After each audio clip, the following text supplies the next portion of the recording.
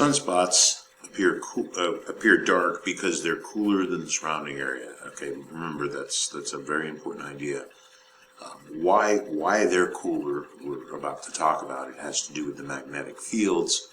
Right, so remember, they're cooler by just maybe at the most about 2,000 Kelvin or so. Usually less than that, but they would be extremely bright if they're left if they were left to themselves, like if they were up in the sky, for example, by themselves, they would be almost as bright as the sun. All right, so I know I already said that in the last video. I just wanted to repeat that. Okay, so let's move on. All right, so the sunspots always, just like magnets, always appear with a north and a south pole, when we can actually identify which side is the north pole and which side is the south pole by a process called the Zeeman effect. It's a quantum mechanical process that allows us to identify whether it's the north or the south pole. Okay, so that's important. And as it says here, sunspots typically only last a few days. So some of them last a lot longer, but on average, the lifetime of a sunspot is just a few days. All right. Let's see what else. There's always two of them. All right. So now. What is it that that causes the sunspots? It really has to do with the sun's differential rotation. Remember, the sun is not a solid body, so different parts of it, from the equator all the way to the poles. Okay, so from the equator to the poles, those different latitudes rotate at different rates. Right, and so for example, if you just pick some point on the sun and then watch as it rotates. Again, of course, the middle of it rotates at a different rate than so some mid latitude point, and the equator, of course, is rotating along the fastest. And then, of course, the poles, it's essentially not rotating at all right at the poles. And so what happens, of course, is these magnetic field lines, let's say they started off, more or less in the normal sense of a North Pole and a South Pole. And then, there's some distance between the North Pole and the South Pole. What happens is, over time, the orientation, sorry, not the orientation, but the field lines. Okay, this is representing the field lines. Because the sun is rotating at a different rate according to the latitudes. These things get wound up, or the field lines actually can't ever cross each other, but they basically start to get wound up over time, and you can see that. As they get wound up, they get kinks. Just like imagine you're winding up a piece of wire. Sometimes you're going to have some kinks in the wire, and those kinks pop through. So they're showing you this right here. Okay, so right where I'm pointing the mouse. So what happens right when these kinks pass through the photosphere and out into just as when they pass through the photosphere, what happens is those regions get cooler. right? And that's where the sunspots appear.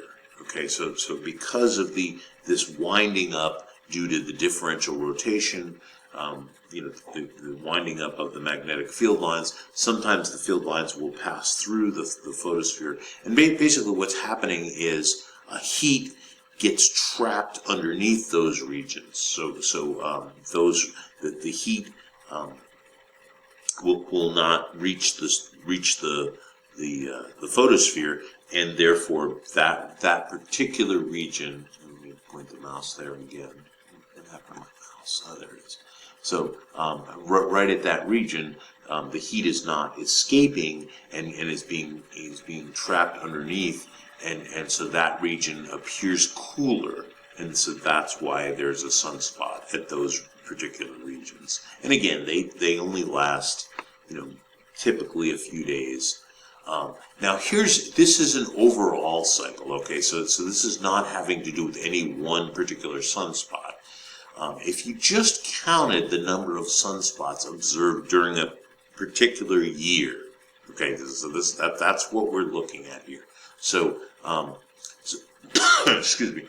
So in a particular year, you look and you just simply count the number of sunspots. What has been observed over several centuries of observing this kind of thing is that the number of sunspots appears to peak. In other words, there's some highest number, okay, and this highest number does not repeat itself, right? It's different. Like 1 year it might be 80 sunspots. 11 years later, it might be 112 sunspots.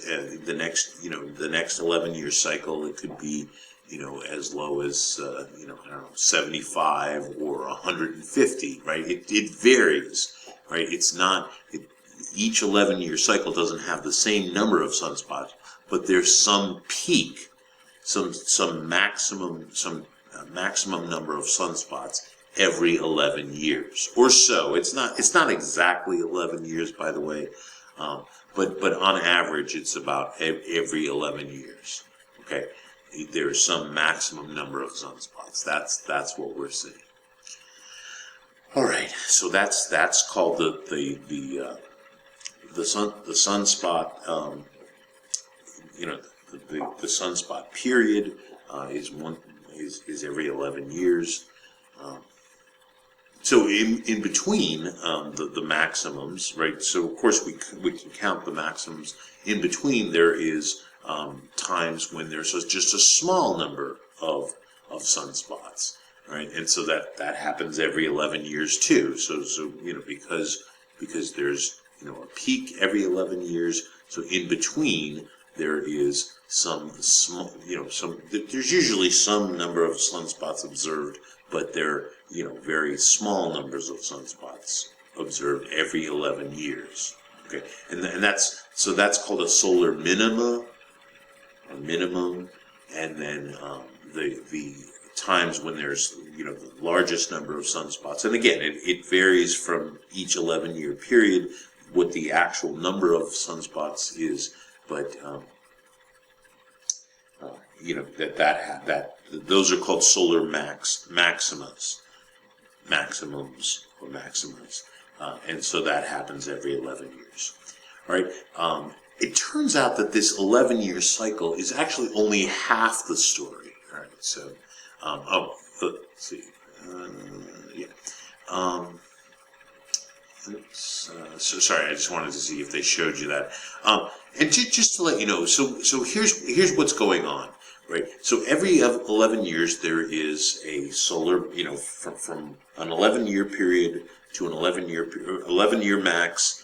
There's another 11-year max, right? But that's actually only half the story. So if you just count the number of sunspots, that's certainly true. If you just use observations, but it turns out, let me go back a couple of slides to the sunspots. So let's say there's some 11-year maximum, and you would have, if you had the ability to use what's called the Zeeman effect. That this is looking at the spectra of the sunspot. Basically, the Zeeman effect, as I said before, is a quantum mechanical effect, and that'll tell you whether there's a North Pole or a South Pole. And so here's what happens. Let's say we're going to start where there's some solar maximum, right? So what would happen is that particular solar maxima, all the sunspots in the northern hemisphere would be oriented like this, where there's a North Pole. Let's say, as we're looking at this picture, to the right, and a South Pole to the left. And then in the southern hemisphere, that would be reversed, right? The South Pole would be on the right hand side, the North Pole would be on the left hand side. All right. So fast forward 11 years, right? 11 years, there you go to the next maxima. But see, what happens is in the North Pole, in the northern hemisphere, the North Pole of the magnets would all appear on the left hand side, and the South Pole would appear on the right hand side. And of course, the reverse would be in the southern hemisphere. The South Poles would appear on the left hand side. The North Poles would appear on the right hand side. All right, so that's 11 years into the future, and then you go 11 years more, so 22 years. Then it returns to the original orientation that you started, 22 years in the past. So 22 years in the past, where the north, everything in the northern hemisphere, the sunspots, the North Pole of the magnet would, the North Pole of the magnetic field would appear on the right-hand side, and then the South Pole would appear on the left-hand side, and then in the southern hemisphere, the South Pole would be on the right-hand side, and the North Pole on the left-hand side. All right, so that's the full solar cycle. I know I thought they would show that in this slide. Anyhow, so remember the solar maximas are not consistent. It's not like exactly the same number of maximas. Like look at this year in around 1960, there were more than 200 sunspots observed, and then 11 years after that, there were a little more than 100 were observed. Okay, so it varies. Now this is looking over the course of centuries and looking at the number of sunspots that were observed.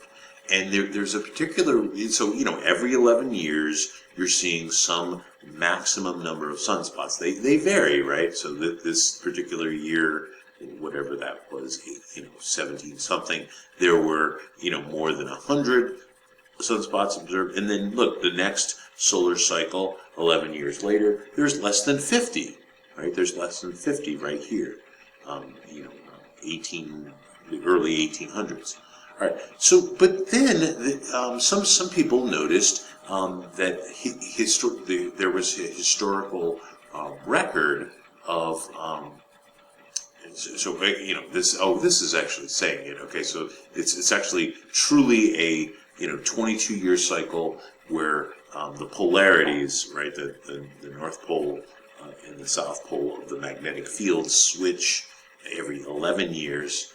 And so to return to the original orientation, it takes a full 22 years. All right. So, but anyhow, over the course of many centuries, we actually observed something very, very interesting for about a 70-year period, which is shown right here. This occurred in the late 1600s to the early 1700s. I forget exactly what the dates are. I mean, you can kind of extrapolate here. So, the late 1600s to the early 1700s, that was about a 17-year period. And actually, there was this guy that noticed this, and his name was Maunder. And so this period of extraordinarily low numbers of sunspots is called the Maunder minimum.